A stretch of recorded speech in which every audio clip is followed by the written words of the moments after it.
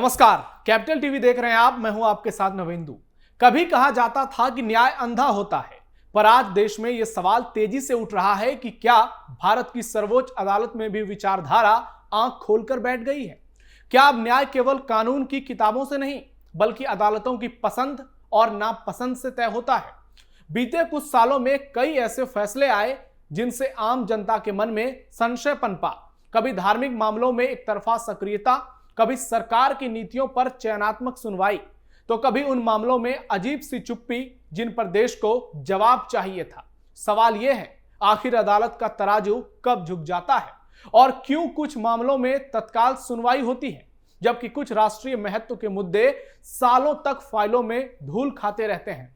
सवाल तो कई सारे हैं जिसका जवाब जनता जानना चाहती है। तो सीधा सवाल है कि क्या सुप्रीम कोर्ट के जज भेदभाव करते हैं? और इस सवाल का जवाब कोई और नहीं, सुप्रीम कोर्ट के सीनियर वकील अश्विनी उपाध्याय ही दे रहे हैं। तो सुनिए कि सुप्रीम कोर्ट पर आखिर क्या कह रहे हैं अश्विनी उपाध्याय। इस समय सोशल मीडिया में पूछा जा रहा है कि क्या सुप्रीम कोर्ट में भेदभाव होता है? क्या सुप्रीम कोर्ट में लुटियन क्लब के वकीलों का ही केवल बोलबाला है? क्या सुप्रीम कोर्ट में राष्ट्रवादी वकीलों को अपमानित किया जाता है, उनका मजाक उड़ाया जाता है? क्या बहुत सारे विषयों पे सुप्रीम कोर्ट का डबल स्टैंडर्ड होता है? इसके ऊपर मैं अपना अनुभव बताता हूं। मैंने एक पीआईएल फाइल किया कि bar council of India rule ये कहता है कि कोई भी सैलरीड एम्प्लॉय जिसको भी सैलरी मिलती है वकालत नहीं कर सकता।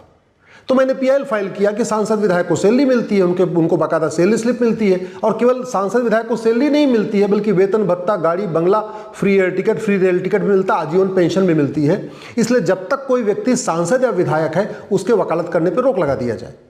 उस समय सुप्रीम कोर्ट में जस्टिस दीपक मिश्रा सीजेआई हुआ करते थे, उनके साथ जस्टिस चंचूड़, जस्टिस खानविलकर बैठते थे। इन तीन जजों के बेंच के सामने मेरी पीआईएल आई, नोटिस तो किया, लेकिन 4 सप्ताह के बाद दोबारा डेट लगाया तो काउंटर का भी इंतजार नहीं किया और जजमेंट रिजर्व कर लिया। मैं कहता रह गया कि साहब काउंटर तो आने दीजिए, मैं उसका रिजॉइंडर दूंगा, इस पर पूरी बहस तो करने दीजिए। बोला नहीं, बहस की जरूरत नहीं है, रिटर्न सबमिशन दे दीजिए।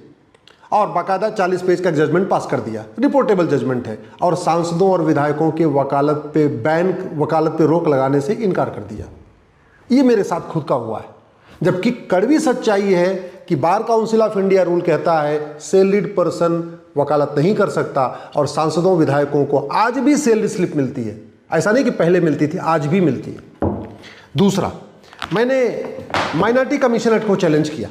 मैंने कहा भैया ये बताओ, माइनॉरिटी अफेयर मिनिस्ट्री चल रही है, माइनॉरिटी कमीशन चल रहा है, सब कुछ चल रहा है, लेकिन माइनॉरिटी कौन है कहीं लिखा ही नहीं है। इसलिए मैंने माइनॉरिटी कमीशन एक्ट को चैलेंज किया। पहली बार जब मैंने माइनॉरिटी कमीशन एक्ट को चैलेंज किया तो सुप्रीम कोर्ट ने कहा एक काम करो, आपकी जो पीआईएल इसको मैं सरकार नेशनल माइनॉरिटी कमीशन के पास भेज देता हूं, वो इस पर कुछ विचार करेगा। 1 साल तक मैं बैठा रहा, कोई विचार नहीं हुआ। मैं फिर आया, मैंने कहा साहब कुछ नहीं हुआ। उन्होंने बोला अच्छा ठीक है, हम नेशनल माइनॉरिटी कमीशन को कहते हैं कि 3 महीने के अंदर कोई फैसला करे। 3 महीने में फैसला नहीं हुआ। फिर मैं अगले साल आया। जब मैं तीसरी बार आया सुप्रीम कोर्ट इस माइनॉरिटी कमीशन एक्ट को चैलेंज करने, तो जस्टिस नरीमन की बेंच ने कहा आप हाई कोर्ट चले जाओ। मैंने कहा साहब ये तो पूरे देश का मामला है, नेशन वाइड मामला है, ये कानून पार्लियामेंट में बना हुआ है, इसलिए हमको यहाँ सुन लीजिए। बोले नहीं, आप हाई कोर्ट जाओ। मैंने कहा मैं कितनी हाई कोर्ट जाऊँगा? बोले कोई बात नहीं, आप हाई कोर्ट जाओ। फिर मैं दिल्ली हाई कोर्ट गया, फिर देश के अलग अलग हाई कोर्ट में पीआईएल फाइल हुई, और फिर वापस मैं सुप्रीम कोर्ट को लेके आया, क्योंकि कॉन्स्टिट्यूशन में एक प्रावधान है कि अगर एक ही इशू के ऊपर 2 से ज़्यादा पीआईएल हो अलग अलग हाई कोर्ट में तो आप सुप्रीम कोर्ट आ सकते हैं। तो कहने का मतलब इस माइनॉरिटी कमीशन एक्ट को चैलेंज करने के कारण लिए मुझे 3 बार सुप्रीम कोर्ट आना पड़ा, हाई कोर्ट जाना पड़ा, तब जाके ये मामला चल रहा है और आज तक डिसाइड भी नहीं हुआ। हमने माइनॉरिटी कमीशन एक्ट को चैलेंज कर रखा है। मैं बार बार कह रहा हूँ पहले माइनॉरिटी को डिफाइन करिए, माइनॉरिटी को आइडेंटिफाई करने की गाइडलाइन बनाइए, उसके बाद जो करना है करिए। उस पर सुप्रीम कोर्ट ने आज तक सुनवाई नहीं किया। अलीगढ़ मुस्लिम यूनिवर्सिटी के लिए बाकायदा संविधान पीठ बना के अलीगढ़ मुस्लिम यूनिवर्सिटी को माइनॉरिटी का दर्जा दे दिया, और माइनॉरिटी का दर्जा जब दिया उस मैटर में मैं बार बार कहता रहा पहले माइनॉरिटी को डिफाइन करिए, लेकिन नहीं, माइनॉरिटी को डिफाइन नहीं करना। ये हुआ है सुप्रीम कोर्ट में। अब आप इसको डबल स्टैंडर्ड मान लीजिए, या सुप्रीम कोर्ट के कुछ जज डरते हैं, या सुप्रीम कोर्ट के कुछ जज आइडियोलॉजिकली कुछ और सोचते हैं, मुझे नहीं पता, ये आपका निर्णय है। जो फैक्ट है वो मैं आपके सामने रख रहा हूँ। मैंने वक्फ एक्ट को चैलेंज किया, 1995 का वक्फ एक्ट, और उस समय जब मैंने चैलेंज किया था उस समय भारत में वक्फ बोर्ड ने 20 लाख एकड़ ज़मीन पे कब्जा किया था। आज की डेट में तो 40 लाख एकड़ ज़मीन पर वक्फ बोर्ड का कब्जा हो गया।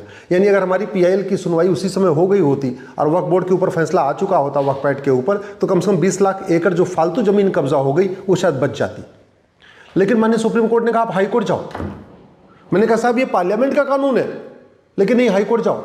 मैं हाई कोर्ट गया, फिर देश के अलग अलग हाई कोर्ट में 150 पीआईएल फाइल हुई।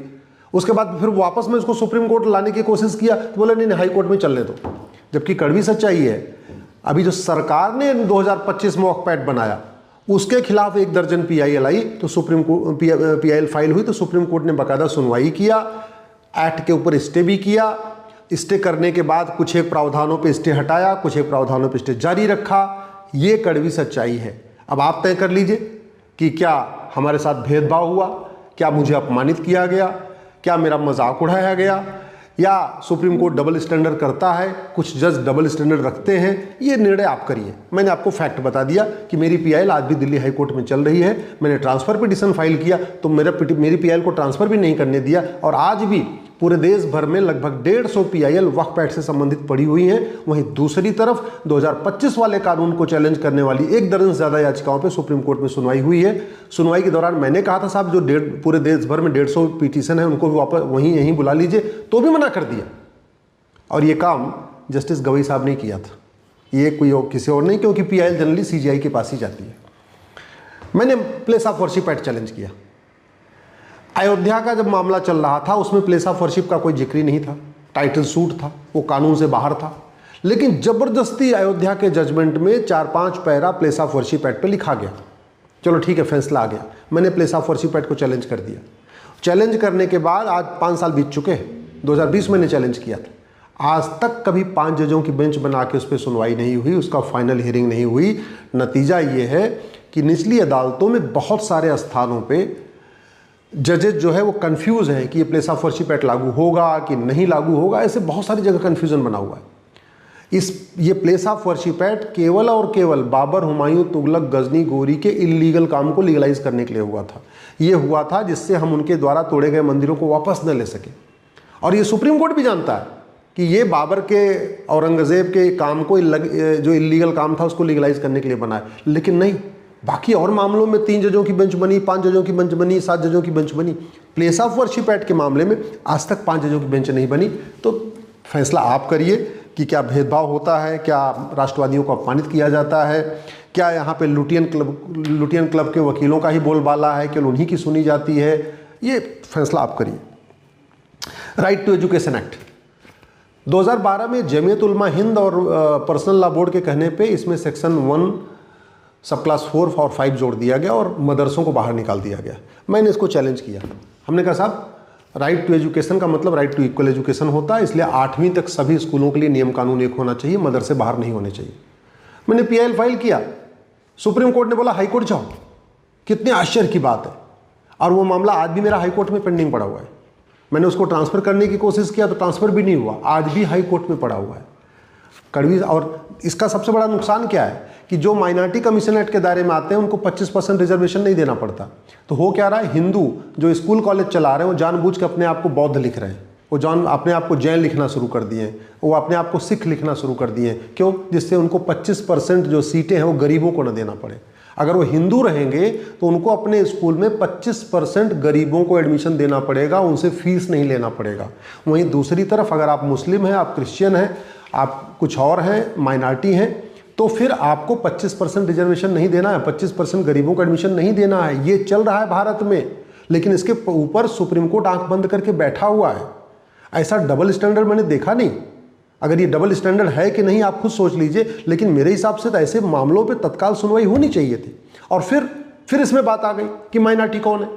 सारी समस्याओं की जड़ में जब माइनॉरिटी शब्द आ रहा है तो एक बार तो पहले सुप्रीम कोर्ट को माइनॉरिटी को ही डिसाइड कर देना चाहिए। 75 साल हो गए, 75 से ज़्यादा फैसले आ चुके हैं माइनॉरिटी से संबंधित, लेकिन माइनॉरिटी कौन है इसको डिसाइड करने की सुप्रीम कोर्ट कभी हिम्मत नहीं कर रहा है, या कभी उसमें मतलब इच्छा शक्ति नहीं आ रही है, या करना नहीं चाहता है, या आंख बंद करके रखना चाहता, मुझे नहीं पता। लेकिन ये कड़वी सच्चाई है। अभी नकली कफ सिरप पी के बच्चे मर रहे हैं। मैंने पीआईएल फाइल किया। मैंने कहा कि भाई जो लोग मिलावटखोरी करते हैं, नकली दवाइयाँ बनाते हैं, इनको कंसेक्टिव सेंटेंस मिलना चाहिए। सज़ा दो तरीके की होती है, एक होती है कंसेक्टिव सेंटेंस, एक होती है कॉन्करेंट सेंटेंस। कंसेक्टिव सेंटेंस में सभी सज़ा एक के बाद दो मतलब पहले एक सज़ा चलेगी, फिर दूसरे धारा की सज़ा चलेगी, फिर तीसरे धारा की सज़ा चलेगी। मैं मोटा मोटा ऐसे आपको बताता हूँ। मान लीजिए किसी व्यक्ति के खिलाफ 5 धारा लगी है और 5 धारा में एक धारा में 5-5 साल की सज़ा है, तो उसको 25 साल की सज़ा होगी। इसलिए अमेरिका में 100 साल की सज़ा होती है, 200 साल की होती है, 500 साल की होती है, 1000 साल की होती है, 10-10 हज़ार साल की सज़ा होती है, क्योंकि सारी सज़ाएँ अलग अलग चलती हैं, सभी धाराओं की सज़ा अलग अलग चलती है। भारत में कॉन्करेंट सज़ा चलती है कि सारी सज़ा एक साथ चलेगी। मान लो 5 धारा में 5-5 साल की सज़ा है, तो भारत में टोटल 5 साल की सज़ा होगी, वहीं अमेरिका में वो 25 साल की सज़ा होगी। मैंने PIL फाइल किया कि हमने कहा भाई जो लोग भ्रष्टाचार करते हैं, जो घूसखोरी करते हैं, कमीशनखोरी करते हैं, दलाली करते हैं, कटमनी करते हैं, हवालाबाजी करते हैं, कबूतरबाजी करते हैं, नक्काली करते हैं, घटतौली करते हैं, मिलावटखोरी करते हैं, मुनाफाखोरी करते हैं, ऐसे लोगों को कंसेक्टिव सज़ा होनी चाहिए। इनकी सज़ाएँ अलग अलग चलनी चाहिए। जितने धारा में इनको सज़ा मिले सभी सज़ा अलग अलग चलनी चाहिए। मैटर पेंडिंग पड़ा हुआ है, लेकिन सुप्रीम कोर्ट ने इस पर गंभीरता के साथ नहीं लिया। शायद अगर ये कंसेक्टिव सेंटेंस कर दिया होता तो ये जो बच्चे मर रहे हैं कप सिरप से पी के, ये नहीं मरते। अगर सुप्रीम कोर्ट ने जस्टिस विद इन ईयर लागू कर दिया होता तो भारत में कानून का खौफ होता, लेकिन उस पर नहीं किया। ऐसे ही मैंने एक PIL फाइल किया धर्मांतरण की। धर्मांतरण वाली मेरी PIL जस्टिस MR शाह की बेंच में चल रही थी, बहुत अच्छा चल रही थी। जब कोर्ट नंबर 7 में थे तब उन्होंने नोटिस इशू किया। सुप्रीम कोर्ट में एक नियम है कि अगर जो जज उस पर पहली बार सुनवाई करेगा, जब तक रिटायर नहीं हो जाएगा वही जज लगातार सुनवाई करेगा। तो जब justice MR Shah court number 7 में थे तो वही सुनवाई कर रहे थे, कोर्ट नंबर 6 में आए तो भी वही सुनवाई कर रहे थे, कोर्ट नंबर 5 में आए तो भी वही सुनवाई कर रहे थे, कोर्ट नंबर 4 में आए तो भी वही सुनवाई कर रहे थे। क्योंकि जज के साथ साथ जज प्रमोट होकर एलिवेट होकर ऊपर की कोर्ट में जाएगा तो मैटर उसका उसके साथ ही जाएगा। कोर्ट नंबर 4 में जस्टिस MR शाह ने अटॉर्नी जनरल को हमारी PIL में कहा कि आप मैटर बहुत गंभीर है, कन्वर्जन का मामला है, आप इसमें रहिए। सॉलिसिटर जनरल को बोला आप भी रहिए। फाइनल हियरिंग की डेट फिक्स कर दिया। जानते क्या हुआ मेरे साथ? हमारी PIL को जस्टिस चंचूड़ ने अपने कोर्ट में खींच लिया। जब जस्टिस MR शाह ने फाइनल हियरिंग की डेट फिक्स कर दिया तो बाकायदा केस हंटिंग हो गई, बेंच हंटिंग हो गई। कभी ऐसा सुप्रीम कोर्ट के इतिहास में कभी हुआ नहीं था कि जज के रिटायर होने के पहले उसका केस किसी और जज के यहाँ चला जाए, लेकिन जस्टिस चंचूड़ ने काम किया। ये मेरे साथ हुआ है, मैं अपना अनुभव बता रहा हूँ। अब आप खुद ही सोच लीजिए कि ये भेदभाव होता है कि क्या होता है, कैसे चलता है। इसी तरीके से मैंने सेकुलर शब्द को चैलेंज किया। मैंने कहा भाई जब इमरजेंसी गलत है तो इमरजेंसी के द्वारा किया गया कार्य भी गलत है। बहुत सारे उसमें मैंने आर्गूमेंट रखे थे। मैंने यहाँ तक कहा था कि मार्च 76 में लोकसभा का टेन्योर पूरा हो गया, सेकुलर शब्द नवंबर 76 में जोड़ा गया लोकसभा खत्म होने के बाद। तो ऐसे कंडीशन में ये पूरा जो सेकुलर शब्द जोड़ा गया ये प्रोसेस ही गलत है।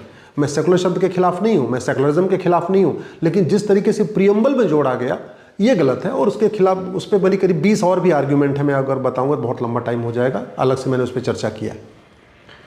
मैटर को रिजर्व रखा, सालों तक रिजर्व कोर्ट में रखा, नोटिस जारी नहीं किया, सरकार की ओपिनियन भी नहीं लिया कि भाई सरकार क्या चाहती है, कि ठीक है कि गलत है। जबकि लोकसभा में इमरजेंसी के खिलाफ प्रस्ताव भी पारित हो गया था कि भाई इमरजेंसी गलत है। इमरजेंसी गलत है तो इमरजेंसी के द्वारा किया गया संविधान संशोधन भी गलत है। लेकिन नहीं, 50 पन्ने का जजमेंट पास कर दिया और दाएं बाएं लिखते लिखते उसको जस्टिफाई कर दिया कि नहीं अब तो 50 साल बीत चुके हैं, अब क्या होगा, अब कोई मतलब नहीं इस पर सुनवाई करने का। ऐसे दूसरा और उदाहरण देता हूँ। कश्मीर में नरसंहार हुआ, PIL फाइल हुई कि भाई SIT की जांच होनी चाहिए। बोले अब इतना लंबा हो गया, अब क्या ज़रूरत है, अब तो छोड़।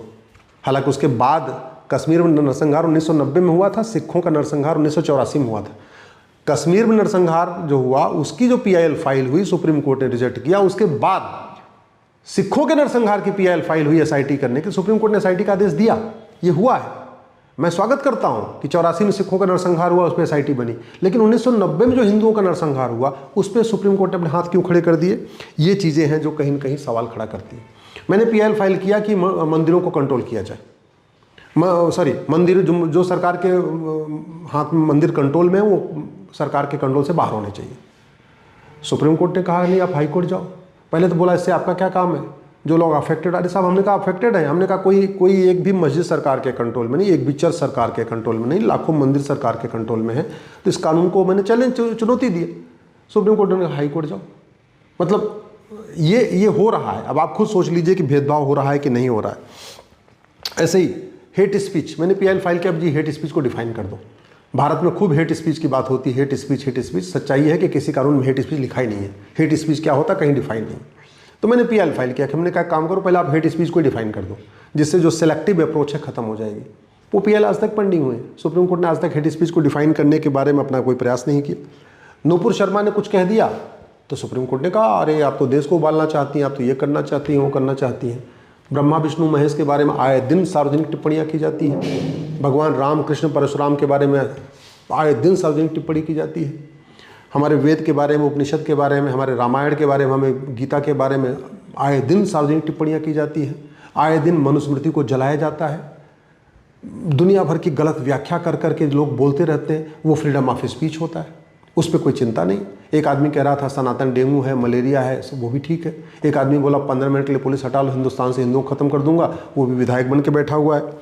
जलीकट्टू में सुप्रीम कोर्ट का मानना है कि नहीं ये तो जानवरों पर हिंसा है, लेकिन बकरीद में जहाँ गला रेत रेत के काटा जाता है सुप्रीम कोर्ट को लगता नहीं ये तो हिंसा नहीं, ये तो फ्रीडम ऑफ रिलीजन है। इसी तरीके से दही हांडी में लोगों को लगता है नहीं है, लोगों के जीवन को खतरा है। वहीं दूसरी तरफ मुहर्रम में लोग छाती पीटते रहते हैं, खूब खून खराबा, खून भी निकलता रहता है, सुप्रीम कोर्ट को लगता नहीं ये तो फ्रीडम ऑफ रिलीजन है। ऐसे ही सबरीमाला के में महिलाएं जानी चाहिए। सुप्रीम कोर्ट ने कभी पूछने की हिम्मत नहीं किया कि भारत में ऐसी कितनी दरगाहें हैं जहां महिलाओं की इजाज़त नहीं है। भारत में इतने कितने चर्च हैं जहां महिलाओं की इजाज़त नहीं है जाने की। कहीं न कहीं जाने अनजाने मुझे भी कुछ भेदभाव दिखाई पड़ता है। कहीं न कहीं जाने अनजाने कुछ जज लुटियन क्लब के वकीलों के दबाव में रहते हैं, ऐसा मुझे भी लगता है, क्योंकि उनके बिहेवियर से लगता है।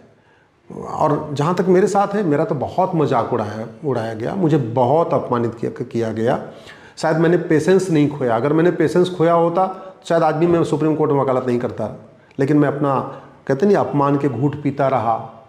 लोगों की मजाक मैं देख रहा था, मेरी मजाक उड़ा रहे हैं, फिर भी मैं उनको चुपचाप बर्दाश्त करता रहा। कई बार मुझे लग रहा था कि सुप्रीम कोर्ट मेरे साथ दोहरा बर्ताव कर रहा है, सौतेला व्यवहार कर रहा है, मुझे सुनने का टाइम नहीं दे रहा है, वहीं दूसरी तरफ की पार्टी को सुनने का टाइम दे रहा है। लुटियन क्लब के वकीलों को 2-2 घंटे का टाइम देता है, मुझे 20 मिनट का टाइम भी नहीं दे रहा है। ये हुआ है मेरे साथ। मैंने एक पीएल फाइल की, भाई भारत में गुलामी के नाम हटाए जाए। वो जज साहब जस्टिस जोसेफ थे, तो बोले आप तो देश को उबालना चाहते हैं। हमने कहा साहब मैं बाबर हुमायूं, तुगलक, गजनी गोरी के नाम हटाने की बात कर रहा हूँ, इस सब देश से क्या लेना देना। नहीं बोले आप तो मुसलमानों के, ये तो मुस्लिम विरोधी हो गया। हमने कहा बाबर हुमायूं, तुगलक, गजनी गोरी का मुसलमानों से क्या लेना देना। यहाँ तो जो हिंदू थे उन्हीं को बाबर हुमायूं, तुगलक, गजनी गोरी ने मुसलमान बना दिया। कायदे से यहाँ के जो मुसलमान हैं उनके भी वो विरोधी हैं, क्योंकि उन्होंने मार के और तलवार के दम पे कन्वर्ट कराया। तो ऐसे बहुत सारे विषय हैं जहाँ पे कहीं न कहीं लगता है कि सुप्रीम कोर्ट कहीं न कहीं दोहरा रवैया अपना लेता है। एसआईआर के मामले की बात मैं कर रहा हूँ। एसआईआर मेरी पीआईएल है, पूरे देश भर में एसआईआर होनी चाहिए, और करीब 1 दर्जन से ज़्यादा है कि नहीं एसआईआर नहीं होना चाहिए। उनको जितना टाइम मिलता है हमको टाइम नहीं मिलता, ये कड़वी सच्चाई है।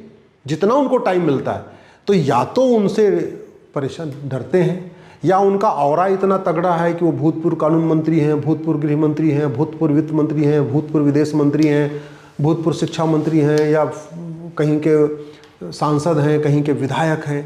तो ये या तो उसकी वजह से कुछ परेशान, मतलब कहीं ना कहीं दबाव बनता है, जो भी बनता है, लेकिन कहीं ना कहीं ऐसे हमको भी लगता है कि कहीं ना कहीं सुप्रीम कोर्ट जो लुटियन क्लब के वकील हैं उनके दबाव में आ जाता है। कुछ जज, सब नहीं, कुछ एक जज दबाव में आ जाते हैं।